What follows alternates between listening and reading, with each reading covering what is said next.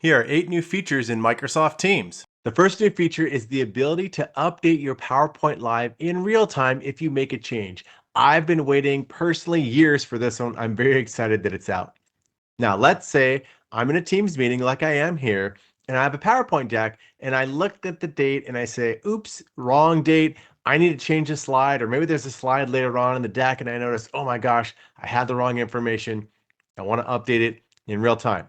So first off, I'm going to go to that PowerPoint deck and make the change. Let's switch to PowerPoint. Okay, here's PowerPoint, and I'm just going to change the date from 2025 to 2026, and I'm just going to save that. Great, now let's switch back to Teams. I'm here in Teams, and you're going to notice there's this button right here, and I'm the presenter, so this will only show on the presenter side. Present the latest version. And if I click this, it's going to refresh, and now it's got that new version. So a nice little button to present the latest version of your deck that you have through PowerPoint Live. The second new feature is much more flexibility in how you size your meeting pane over on the right. So right here, I've got Corey in the meeting, and then there's me. Now, when I size this, you're going to see that it gives me a lot more flexibility. I can go way over here, and because Corey is one of the attendees, he's optimized on my screen, but I can go back here. Then let's say I click on people. Now I have a second pane, and now I can do all sorts of flexible things. I can size this one. Maybe I want to size this like this. Maybe I want to make the middle really thin, go like this. So you have all sorts of flexibility in sizing those meeting panes. The third new feature is that notes are available in chats and group chats now. And this is still rolling out, so if you don't see it quite yet, it should be out very soon publicly. Here's my TPS report group chat, and you're going to see this notes tab.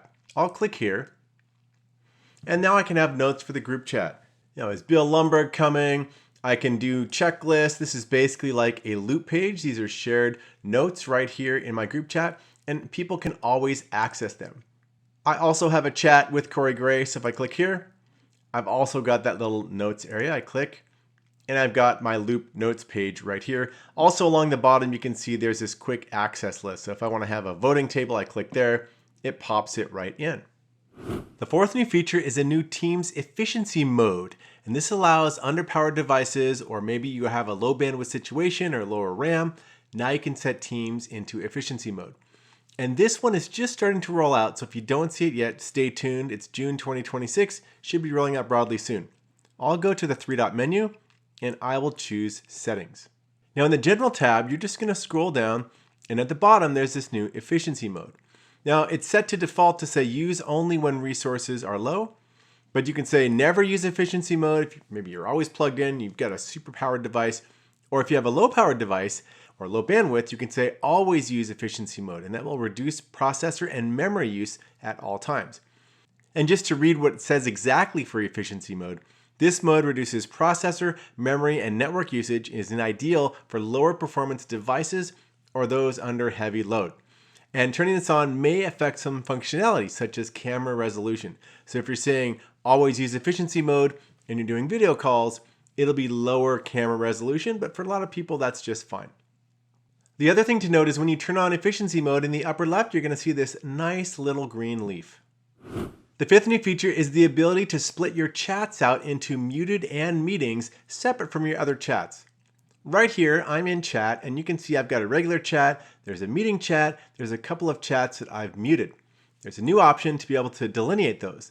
Again, we'll go to the three-dot menu and choose Settings. Now switch to Chats and Channels, and you're going to see Show Meeting Chats in their own section and Show Muted Items in their own section. I'm going to turn both of these on. Now when I go back to chat, you're going to see a meeting chats broken out and a muted area broken out. And I can collapse and expand those really easily. And my main chats are back up here under chats. The sixth new feature is improved webinar experience. I'm here in the Teams calendar, and I'm going to drop this down under new, and I will choose webinar. Now I'm going to click on try the new experience. This puts me into the events mode over on the left in the app bar, and this is the new form for webinars. So we'll walk through here. You give it a name, TPS report town hall. You can give a description, kind of like before, all the times and dates. You can say, where is this event happening? And this is going to be a Teams online meeting. Who's planning the event?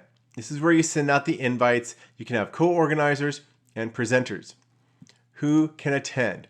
And this is where you can set it to be, maybe it's just in your organization, or you can say, hey, this is a public event. And you can turn on the wait list. You can customize the registration form and add fields. I won't go through all the details. And then if you expand this down below, you've got collaborative up to 1,000 attendees.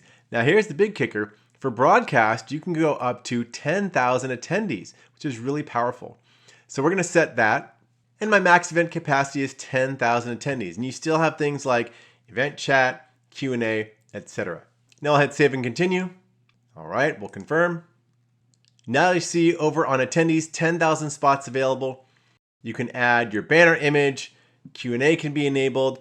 A lot of the same features as before, it's just reorganized a little bit. If you want to see a preview of how that looks, this is pretty basic. I didn't add a nice image and I didn't add a lot of details, but they'll be able to see a register here. So this is how people will be able to register, and you can publish the event. Okay, everything is set, publish. Okay, it's published, and you can also flip the switch that says show event in the Events app. So I've enabled that. Again, over on the left, that is the Events app where people can discover your app if it's an internal one. You can copy the link, you can post it on social media, you can embed it, all that good stuff, and I'll close. The eighth new feature is a new group chat for the specific webinar event. So I'm going to open up my town hall that I just created here, and I will click join. And we'll hit join now. So I'm here in the pre-meeting area. This is kind of like the green room. So I can switch to everyone, and this is where anyone who joins the event, they'll see my messages. You can see down here.